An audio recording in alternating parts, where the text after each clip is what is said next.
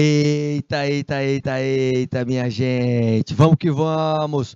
Última aulazinha pela manhã. Meus queridos técnicos em finanças, vamos para cima? Vamos continuar nosso conteúdo sobre educação tecnológica e midiática? Eu quero saber se você está anotando aí tudinho que a gente já colocou para vocês.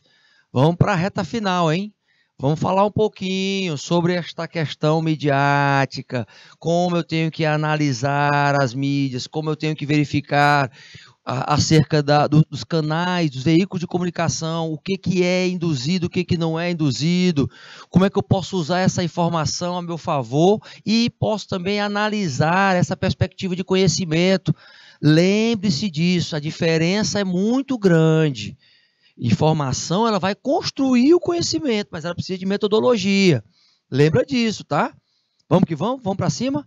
Então vamos lá. Produção e uso das mídias e da informação, comunicação pública. Nós falamos na aula anterior que nós precisamos sim desenvolver sim alguns aspectos de entender um pouquinho sobre o poder legislativo, de entender um pouquinho sobre o poder executivo, de entender sobre o judiciário. Estas comunicações, elas estão ligadas à comunicação pública, gente. Então, veja, os desafios, eles ocorrem em um contexto em relação à democratização. Mas a gente sabe que, por exemplo, existe um órgão específico, que é o Ministério das Comunicações, que ele vai estar ali atuando em 5 áreas especificamente, na questão pública, tá? Para você ter um conhecimento nessa questão pública. Veja o seguinte, primeiro, conduz a questão da criação de um novo marco regulatório, verifica a regulação desse artigo de 2021 da Constituição Brasileira a 1988. Lembra que você também tem que ter os direitos preservados, principalmente aqueles de ser autoria. Então, é por isso que se estuda muito, nessa perspectiva autorial, a questão dos plágios, gente. As conquistas que já ocorreram em relação a isso, ao futuro, aos desafios, especificamente na questão dos autores, ela vai reforçar isso. Sabemos que a regulação da internet é um marco civil da internet. Este marco civil, ele vai reforçar tudo que foi colocado como regulamentação para você que está aí recebendo o serviço de internet. Então, entenda uma coisa. Quando eu tenho algumas linhas que conduzem, aí são só 4, está faltando mais uma, através de um órgão, estas linhas precisam ser replicadas também nos seus eixos, eixos voltados para o quê? Para a educação, eixos voltados para a segurança, eixos voltados para a saúde, a TV, que regula especificamente as questões públicas, elas vão estar ressaltando de uma forma geral o que está acontecendo nos poderes, poder executivo, poder judiciário, poder legislativo e as TVs que são abertos, chamados de canal aberto. O canal aberto ele está acessível a toda a população, a massa. Essas também estão. Elas fazem parte de um canal onde toda a massa pode ter acesso do que está acontecendo em cada um dos eixos, tanto legislativo, judiciário, executivo e os canais que estão ligados diretamente a esta comunicação. Lembrando que é parte desse processo entender. A gente reforça muito, gente, a questão do quarto poder, tá? O quarto poder, ele vem com a perspectiva de terceirização, mas ela também vem na perspectiva de tentar, por meio das revoluções, não terceirizar esta informação. Num contexto de ter, hoje em dia, uma máxima que faz parte da globalização, essas novas tecnologias, elas têm esta perspectiva originária da informática, existe esta conceitualização, os novos processos de produção, como a questão robótica, ela vem para facilitar estas tecnologias, ou seja, a substituição dos robôs por pessoas, pode ser, professor? Pode ser. A autonomia desses robôs sendo conduzidos também por poucas pessoas, também. Mas a automação também traz esse resultado. Ele traz essa perspectiva de que o quarto poder ele vai induzir este contexto da informação, vai dar o seu lado da notícia. É por isso que ele pode também colocar a transparência como um dos principais focos midiáticos, a transparência. Para você que está aí do outro lado, por exemplo, que entende que este contexto ele faz parte de um todo. Ou seja, você tem um quarto poder que é a mídia, de uma forma geral, a gente não coloca especificamente o jornalismo, mas a mídia, porque ela pode vir de várias formas. Ela vem através da notícia, ela vem através das comunicações, sim. Mas lembre-se que ela pode utilizar os veículos que antes existiam, por exemplo, hoje não existe mais, mas o fax foi um dos primeiros, onde informações eram passadas através da questão do papel sendo impresso. Hoje o celular, o telefone, por via internet, via satélite, traz esse contexto dos custos, das tarifas. A discussão é grande, no baixar eu tenho uma comunicação mais acessível, eu tenho uma globalização verdadeiramente. Então, isso só ocorre se eu tiver uma população que tenha acesso ao número de veículos de comunicação por meio até da tecnologia. Então, a gente ainda tem muitos brasileiros que não têm celular, entendeu? Então, essa educação tecnológica e midiática, ela está, sim, de uma certa forma, trabalhando a cabecinha de cada cidadão para que ela possa ser disseminada aos poucos. Então, hoje você não tem só a TV, você tem outros veículos como o celular. Eu tenho que ressaltar o que Castells coloca lá em 1999. Novas culturas são criadas por novas tecnologias. Essa sociedade em rede, ela está conectada diretamente. A economia capitalista, ela gira pelo mundo, Ou seja, eu entendo que, consequentemente, as situações acontecem. Se essa situação aconteceu, ela precisa ser registrada. E se há esse registro, isto, de uma certa forma, ele vai ser rentabilizado.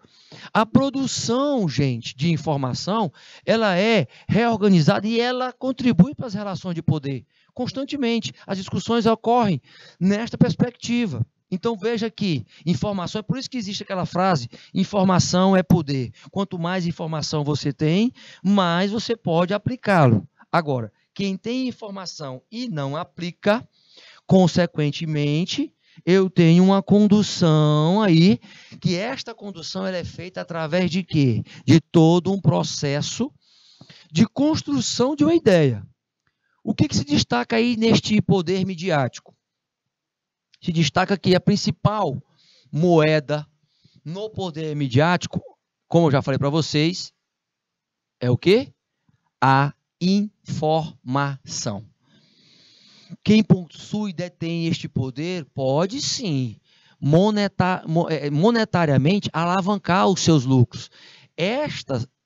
Este cenário do setor da sociedade que não esteja vinculado à informação e à comunicação, à economia e à educação, principalmente, de uma certa forma, tem pilares que consolidam as informações que são repassados comumente nos veículos de comunicação. Como, por exemplo, nós temos, a economia é sempre pauta de informações. A educação, a política, a saúde, a religião, se você for ver, a maioria dos noticiários sempre vão estar falando de um fator econômico, de um fator da educação, de um fator político, de um fator da saúde, de um fator religioso, porque faz parte dos costumes da sociedade de uma forma geral.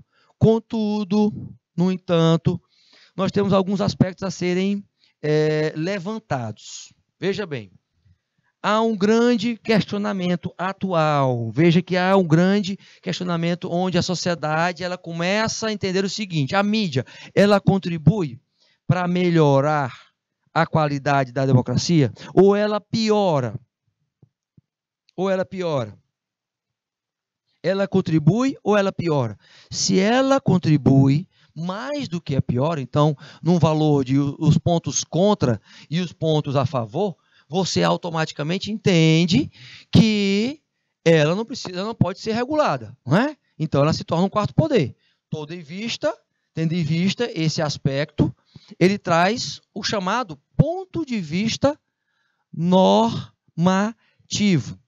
Uma imprensa que é livre, ela automaticamente, estando num regime democrático, ela vai fazer com que haja uma circulação de ideias. Então, ela tem, por exemplo, uma perspectiva de comprometimento normativa.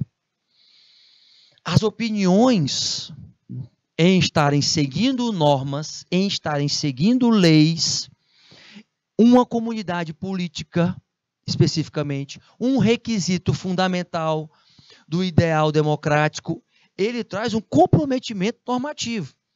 Tá, mas eu tenho outras formas de me comprometer.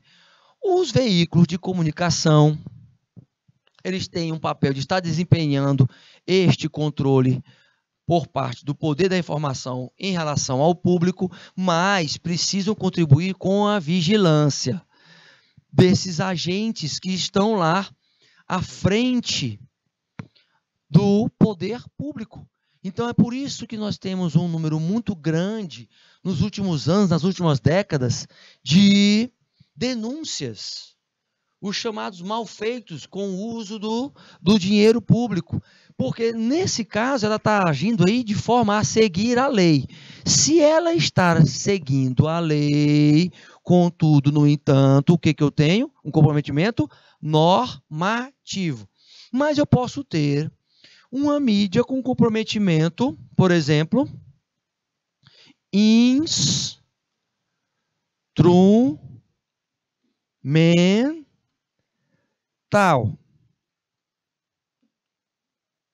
Instrumental. Qual é este comportamento, professor? É um comportamento de relação de custo e benefício. Custo e benefício. Isso quer dizer o quê?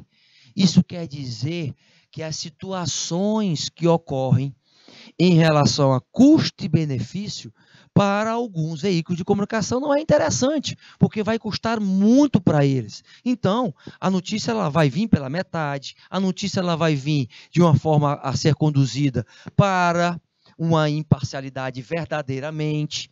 Nós temos este ponto de vista normativo de seguir as normas, as leis, as regulamentações, mas nós vamos ter também veículos de comunicação que são instrumentais ou chamados calculativos também. Esses veículos que são calculativos, gente, eles estão ligados a situações monetárias. Todos estão ligados à questão monetária? Sim. Mas lembre-se que esta questão monetária, ela faz parte do capitalismo especificamente. Então, este contexto mostra que no regime que nós preponderantemente estamos nos países de uma forma geral, no mundo de uma forma geral, eles vão ter esta relação do capitalismo e da democracia constantemente. E a mídia vai ter que lidar com isso. Agora, com esta reflexão, você vai entender que existem algumas críticas acerca desse aspecto. Veja bem.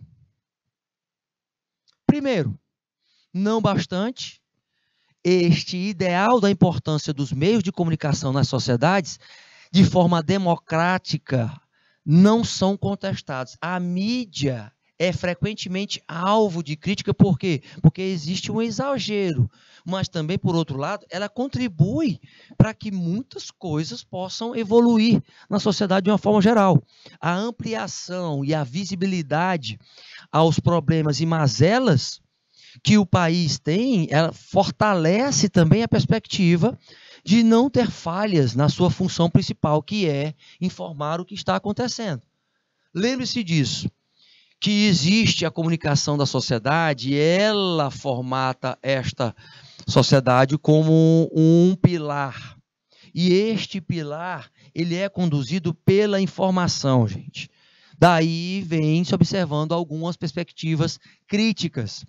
No entanto, você sabe que através deste aspecto, existe uma criação, por exemplo, de argumentação, tanto de uma incapacidade intrínseca da mídia, ou seja, de desempenhar os papéis, né?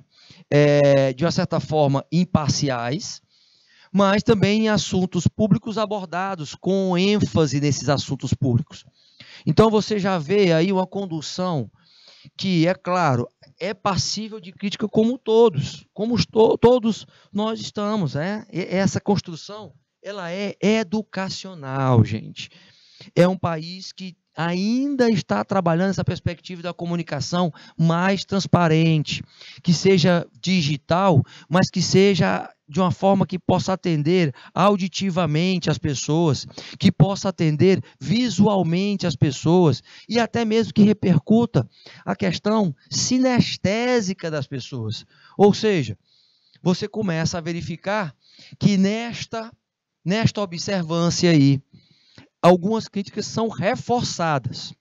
Veja bem, observando essas críticas. A primeira, que determinados formatos, como a televisão, são inadequados para informar sobre a política, certo?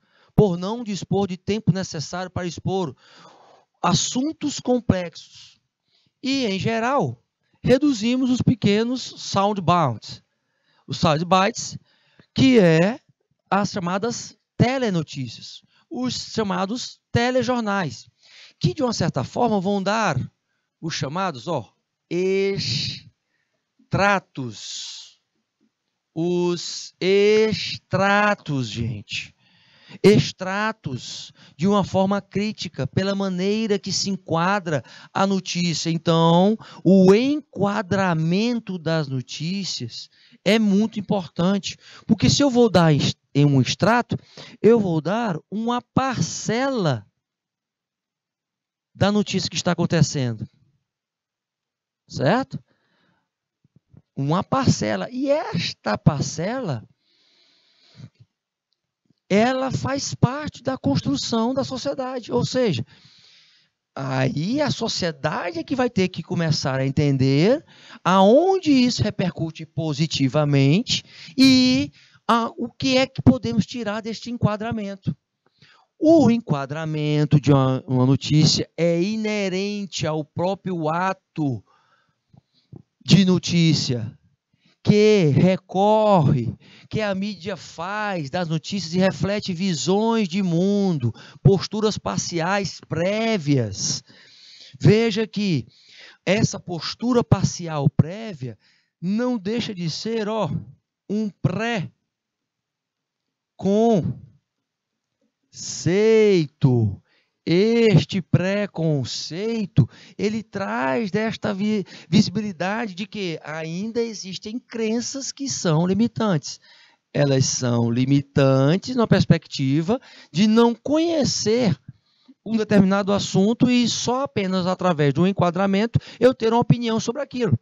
É preciso um aprofundamento. Só que de forma superficial não tem como se aprofundar. Então os veículos de comunicação, eles também, gente, são empresas. Eles têm que estar noticiando. Só que eles têm que estar noticiando os interesses de uma forma geral. Os interesses também das partes que estão financiando-as. Você vai ter aí, numa perspectiva, um descompasso. Lembra do que eu falei? Pois é, um descompasso em relação ao interesse público. Porque, na verdade, às vezes a população nem quer saber o que está acontecendo e aquilo já é parte de um processo de indução de estudo acerca daquela pauta. E aquela pauta, ela reforça todo um contexto midiático que traz outras perspectivas. Se usa muito o chamado empowerment. Este empowerment, ele serve para empoderar os veículos de comunicação.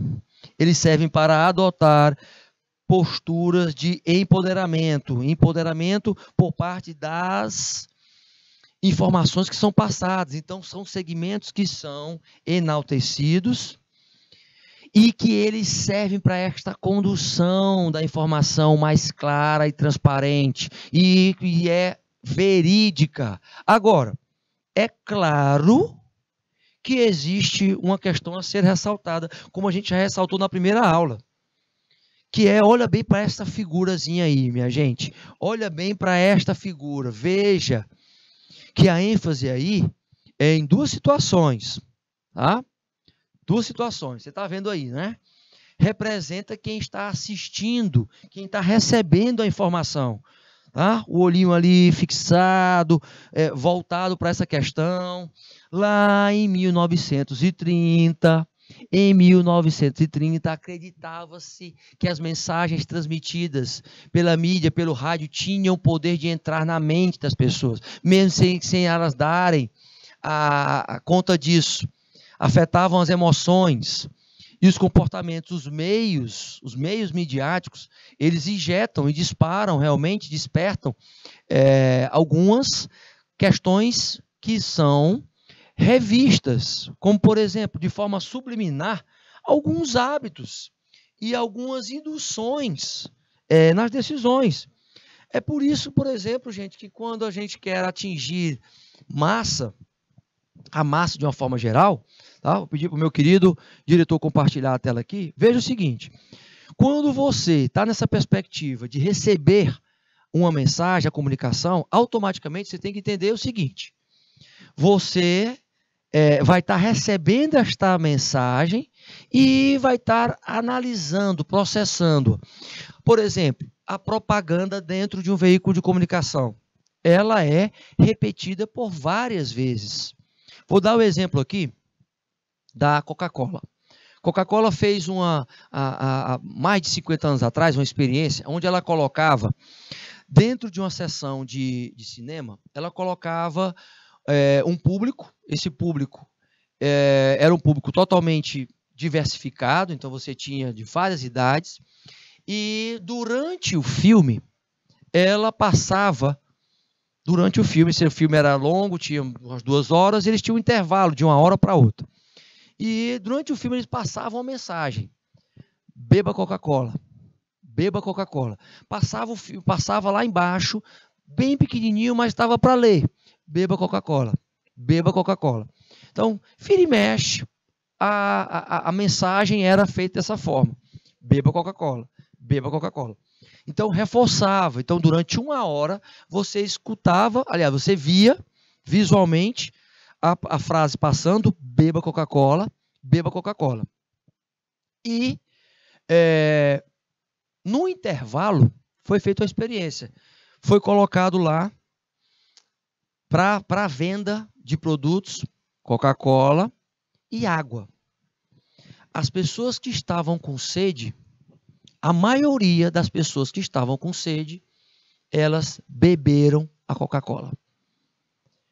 É claro, de uma certa forma, o visual é muito forte e trabalha uma perspectiva de estar reforçando no cérebro do consumidor. Olha só, então, neurolinguisticamente, não estava sendo falado, mas estava sendo visualizada.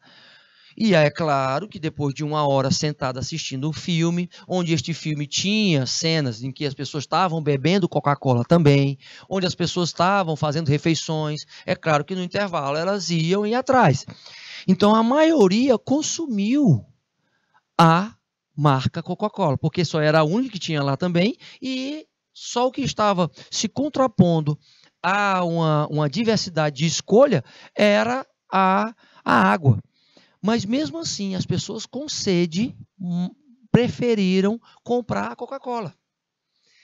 Isso quer dizer o quê? Quer dizer que você precisa entender um pouquinho mais acerca do que é passado visualmente para você nos veículos de comunicação. Pode ser qualquer um, gente. Redes sociais, pode ser até na rádio você está escutando ali, memorizando, certo? Pode ser qualquer um. Agora, lembre-se, faz parte desse processo você entender, duvidar, criticar e decidir por você mesmo tomar, né, um caminho, não induzido por uma informação. Tá? Você vai pegar todo um contexto e analisar e aprofundar um pouquinho mais. O senso crítico sendo formado, tá bom? Voltando para os slides. Então, veja, esta perspectiva, ela traz na pesquisa, por exemplo, em termos de inovação, governança internacional, traz 86% das pessoas admitiram ter acreditado nas notícias que são falsas. Olha só, mais da metade das pessoas acreditam em notícias falsas, meus queridos. Veja que quando eu entro na internet, eu tenho os veículos lá. O boca a boca faz parte? Faz, ele vai disseminar isso. Então, se ele disseminando, eu tenho o quê? Eu tenho um número de fake news que vai estar aumentando. E a intenção é conduzir você para uma decisão, sabendo que este nome ele já está sendo muito ressaltado lá no fóruzinho, no Centro de Inovação, em 2019, mostrou que essas notícias falsas, tidas como verdadeiras, 86% das pessoas que foram entrevistadas acreditavam nisso, 70% tiveram a questão do compartilhar com relação às outras redes, ou seja, olha só o poder de disseminação de uma notícia falsa. Veja só a comprovação em relação à multiplicação disso. Nas eleições, por exemplo, que ocorreu em 2018, ocorreram muitas disseminações nessa perspectiva de fake news. Pelo menos 3,5 milhões de vezes, né? 4 vezes mais a terceira em relação às votações anteriores, ou seja, é isto que faz com que você comece a entender o seguinte, o poder de analisar realmente uma fake news, sabendo que esta fake news, ela tem que vir lá atrás, entendendo que é a essência do fake news, como história, ela é uma história contada para ser repetida e ser acreditada como verdade, mas ela é uma história falsa. Lembre-se disso. Eu estou formatando um modelo em relação a isso. Mas o que a fake news sente hoje? O que a gente pode averiguar acerca disso? Que existem, né? Para que elas estão sendo passadas de uma certa forma, sendo redundante, formal, e sabendo nessa perspectiva que existem as notícias que são deliberadamente falsas, com influência e com manipulação, principalmente, e que elas tendem a ser disseminadas. Elas precisam ser cortadas. Elas precisam precisam ser cortadas com velocidade, porque senão elas podem tomar uma proporção imensa, gente. Então, entenda. Notícias falsas, numa perspectiva, você tem aí os tipos de notícias, ó, a desinformação, a questão de sátira, a questão do chamado deep fake, onde você amplia, né? Você faz uma sátira em relação a determinada informação, em determinado cenário, e aí acaba criando uma questão muito que possa, pelo menos, causar menos impacto. Mas como saber o que é fake news? Como é que eu posso avançar em relação a isso? Aí nós vamos parar o nosso momentinho, né, meu diretor? Nosso momento aí de hora de praticar, meus queridos, hora de praticar. Vamos que vamos. É aí mesmo, meu queridão. É aí mesmo, show de bola. Vamos que vamos. Olha só. Seguinte, perguntas abertas, certo? Não é pergunta fechada com múltipla escolha não, porque aí eu quero que vocês possam estar pensando um pouquinho. Nós estamos falando de fake news, tá bom? Falando de fake news. Colocamos as situações, quais são os tipos de fake news. Como saber o que é fake news? Quais são as formas que eu posso estar utilizando? Tá bom? Por gentileza. O meu diretor vai dar 2 minutinhos para vocês. Foi.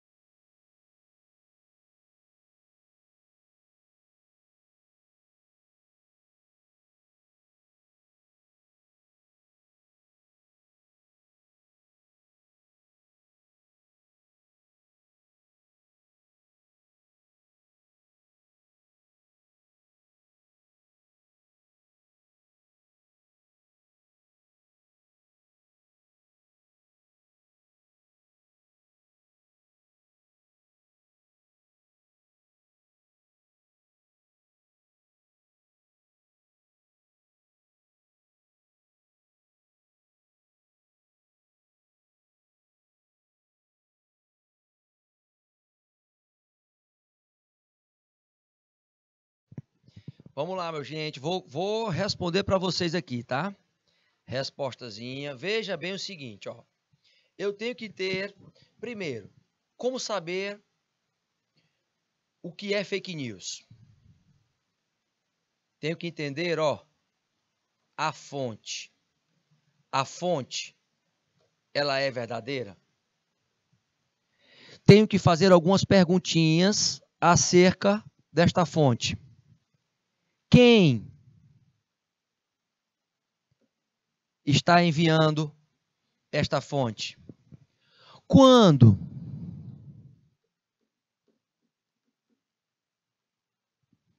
foi feita esta notícia? O que ela tem como objetivo? Olha as perguntas aí acontecendo, ó. Fazendo algumas perguntas para saber como eu posso avançar, porque o como aí é ter a origem. Então, quanto isso está custando? São perguntas abertas que precisam ser feitas para você saber a origem. Esta fonte, ela é verdadeira? Ela é falsa? Ela é verdadeira. E se ela é verdade, ela está ligada à ciência, porque ela passa a ser não mais fake news. Nem a dúvida, a ciência numa perspectiva de condução, né? As ciências de uma forma geral, tá? Então eu tenho que saber prioritariamente a fonte, ela é fidedigna, ela está contribuindo realmente ou ela não está contribuindo, tendo em vista que isso faz parte de um processo de um pesquisador, por exemplo, tá? Lembra disso. Vamos para a próxima. Olha só. Tá. Nesta próxima aqui, uma vez você respondendo, né? Você sabe disso.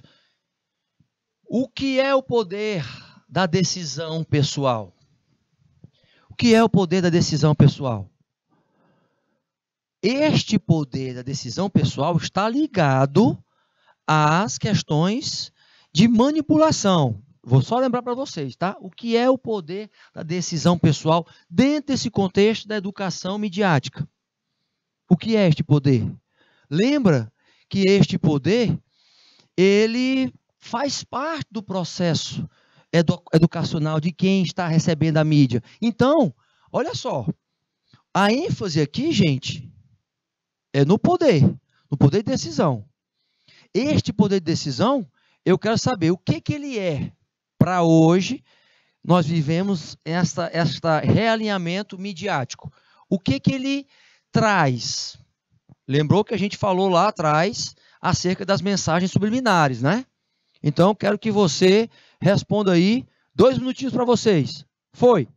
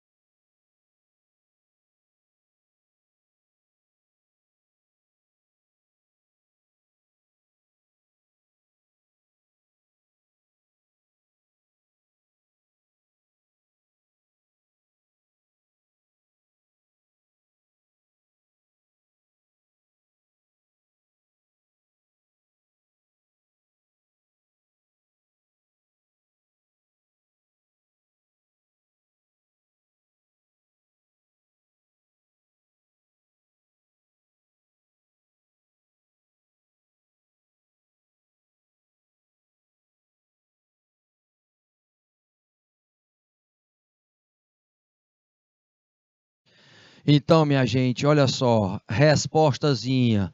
Primeiro, o que é o poder da decisão pessoal? É ter o discernimento acerca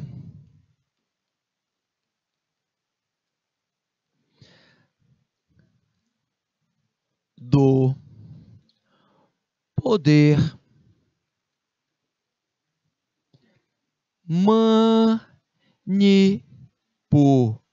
manipulador das fake news. Fake news. Esse é um dos, tá, gente? O que é? Você pode ter outras definições. Você pode ter a ampliação desse poder pessoal para não passar como massa de manobra em relação... O que é a massa de manobra? É você receber a informação e você aceitá-la ela como uma informação verdadeira. Vai atrás da fonte. O que é que está sendo passada com aquela propaganda, por exemplo? Né? Qual é a forma? Será que é aquilo mesmo? Qual é o objetivo? Se tem aí um vínculo com, por exemplo, sustentabilidade ou não, dentro dos seus critérios, dentro dos seus princípios. Então, você já começa a ter uma percepção de buscar um pouquinho mais de sabedoria, não receber a informação e aceitá-la ela como ela está vindo. Lembra que existe aquela sequência de duvidar do que está vindo para você como informação, duvidar em relação ao seguinte: será que é isso mesmo? Será que é isso que eu estou entendendo mesmo? Criticar nessa perspectiva de atuação em relação a isso, criticar em relação ao seguinte: é isso que eu vou querer como um caminho ou não? Então você está dando uma crítica para a perspectiva de construção do seu juízo de valor. e vai para o decidir. Decidir qual é o caminho. Vou utilizar essa informação, não vou, verifiquei se a fonte é verdadeira ou não, e aí eu consigo ampliar. Eu tenho o poder de decisão pessoal. Não vai por outras pessoas, não vá porque outras pessoas decidiram. Vá por sua capacidade de ter sabedoria na hora de ter a diferença entre uma coisa e entre outra. Tá certo? Então, tudo isso que eu formato para vocês é tentando fazer com que vocês reflitam acerca dos dados que foram transformados em informação que você vai aplicar o conhecimento que você tem. É isso que vai fazer a diferença na hora de você receber a informação. Quem tem mais conhecimento sabe diferenciar as informações, tá? Sabe diferenciar as informações. Então, quanto mais conhecimento você tem, menos...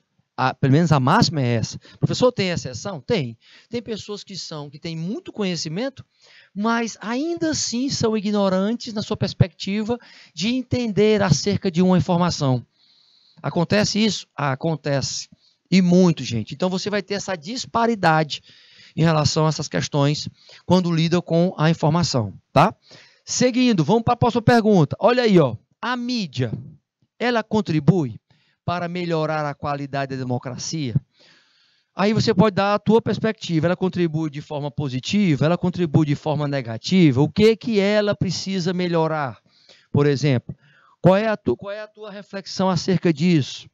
Então, eu estou dando mais ou menos 2 minutinhos para que você tenha esta ideia de que você pode ampliar a tua resposta num contexto do cenário atual, por exemplo. A mídia, ela contribui para melhorar esta qualidade da democracia? Se contribui, você coloca sim. E aí complementa. Contribui com o quê? Se não contribui, coloca. Lembra que lá no início eu coloquei para vocês, né? Faz o levantamento em relação a que pontos fortes tem a contribuição da mídia para a democracia, que pontos fracos ela tem, quais são as ameaças que estão ocorrendo por parte recebendo a mídia, por parte do fator externo para o interno, e quais são as oportunidades que essa mídia tem para alavancar mais ainda notícias que são verdadeiras, tá? Então, 2 minutinhos para vocês.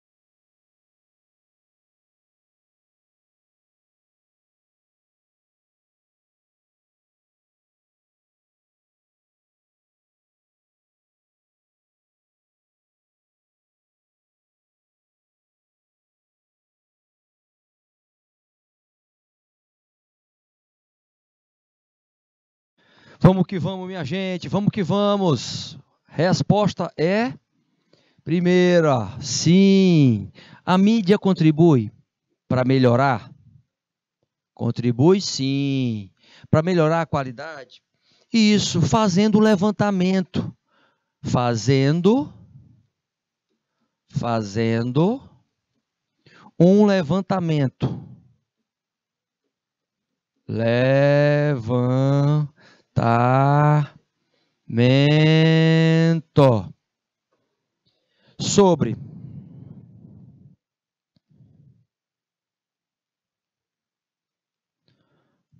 forças,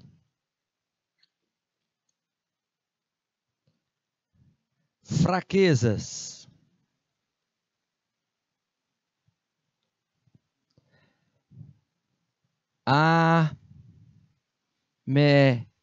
ameaças e oportunidades. Eita, eita, eita. Exatamente o que a gente já tinha falado lá no início da nossa aula. É a velha, fofa. Ela atuando nesta perspectiva. Ela parando num contexto de como eu posso melhorar esta qualidade da informação. Como eu posso fazer isso? Tentando sendo, pelo menos, o menos imparcial possível. Eu sei que neste processo que nós estamos ali associando o capitalismo a democracia, especificamente, a informação ela contribui muito para trazer a transparência, gente. Reforça aí a transparência das ações no setor público, ações no setor privado. Ela consolida, principalmente, por exemplo, o exercício deste investimento na comunicação de uma forma geral. Então, ela contribui para a melhor qualidade? Sim, porque é através dela que vão se criando critérios avaliativos e tentando se mensurar todo esse contexto tecnológico até mesmo, porque ela está em todos os poderes. E, de uma certa forma, como a mídia é o quarto poder, ela vem com a perspectiva de dar transparência também a este. Porque, por exemplo, num site de um tribunal de contas, num site de uma universidade federal, por exemplo, você vai ter lá tudo o que está acontecendo e ela vai colocar o que ela está utilizando com os gastos. Isso aí é dar publicidade às questões que são investidas. Então, você tem ali uma mídia que está contribuindo com qualidade atualizada. Antes você não tinha, por exemplo, década de 90 e 80, você não tinha isso. Para quê? Para que haja um processo democrático de todas as pessoas tenham acesso àquelas informações qualitativas e informações quantitativas. Uma vez você levantando o que precisa melhorar, os pontos de melhoria, lá no ponto fraco, você vai poder fazer, por exemplo, um plano de ação para estar estabelecendo. Você que está na área de finanças, que vai ter que aplicar, por exemplo, ferramentas de gestão. Precisamos melhorar aonde você estiver. Precisamos melhorar, quer seja setor público, quer seja setor privado, precisamos melhorar a transparência em relação às informações. Você vai usar a mídia para dar ciência às pessoas que estão lá. Lembra-se disso. Lembra-se que ela contribui, sim, e muito. Só que nós temos outros fatores a serem analisados. As ameaças constantes de preparação e de tentar tolher esta transparência, as oportunidades que você tem de fazer parcerias e diversificar os canais, onde você pode ampliar e investir, na verdade não é gasto, é investir mais dinheiro nesta propagação do que está acontecendo e, de uma certa forma, de divulgar, fazer o marketing dos pontos fortes, dos pontos potenciais de qualquer setor em que você esteja.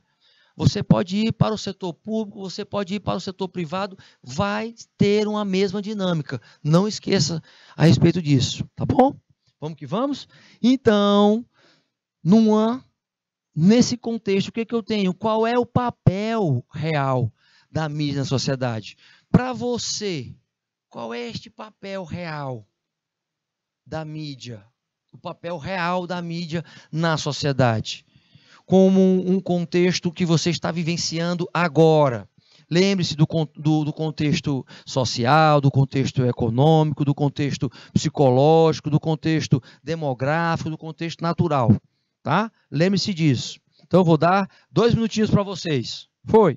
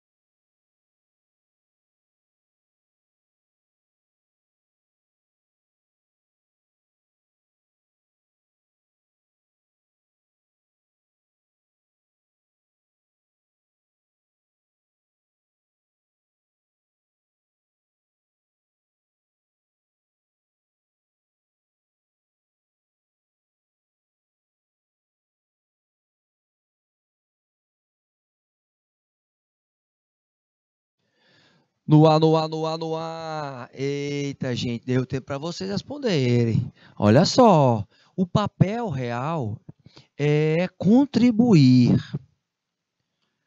Contribuir para questões. Que questões são essas? Que envolvem o social, certo? Que envolvem o cultural, que envolvem a economia,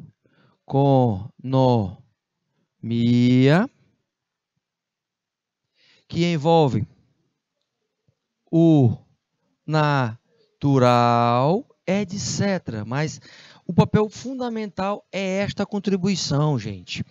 Nesse contexto, o que a gente verifica?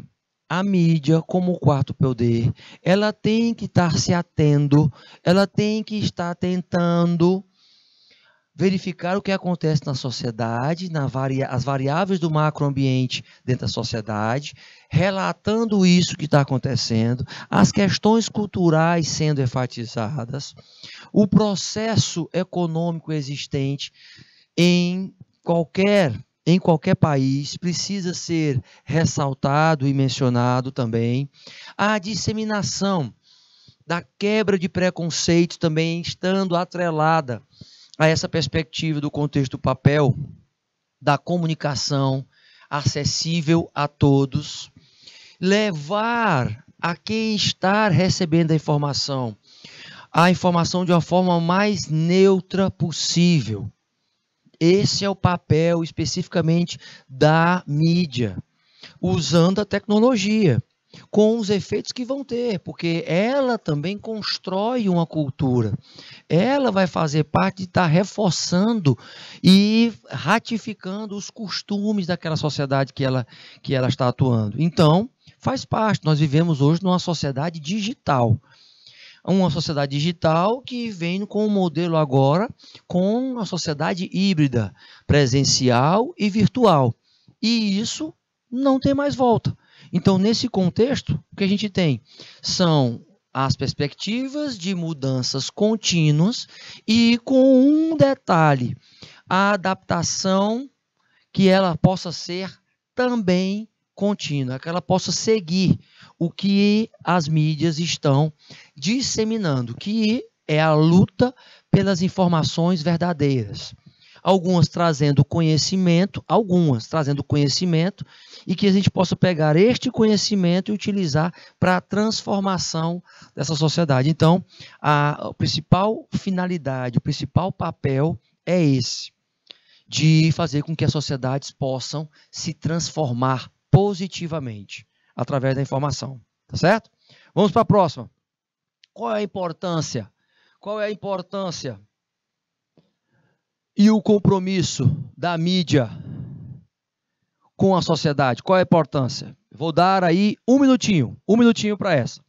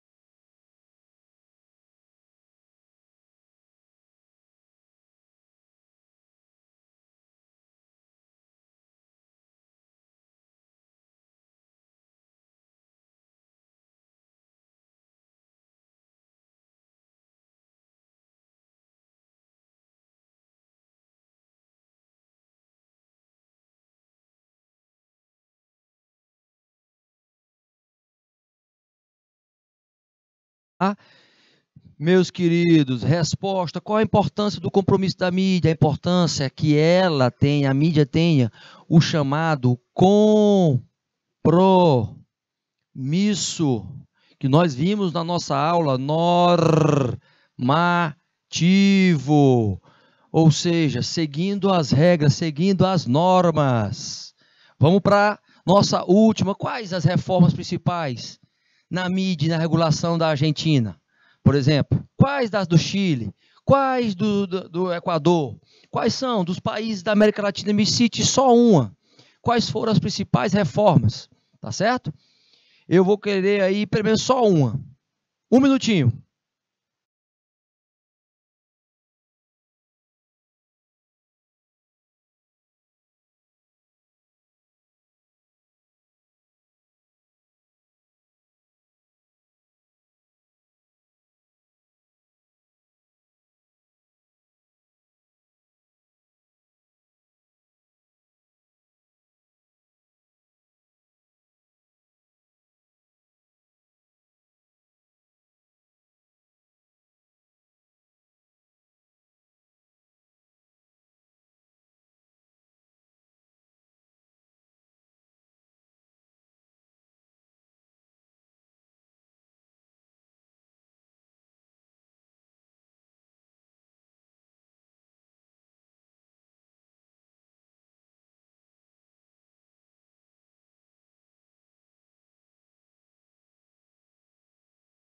Show de bola, meus queridos.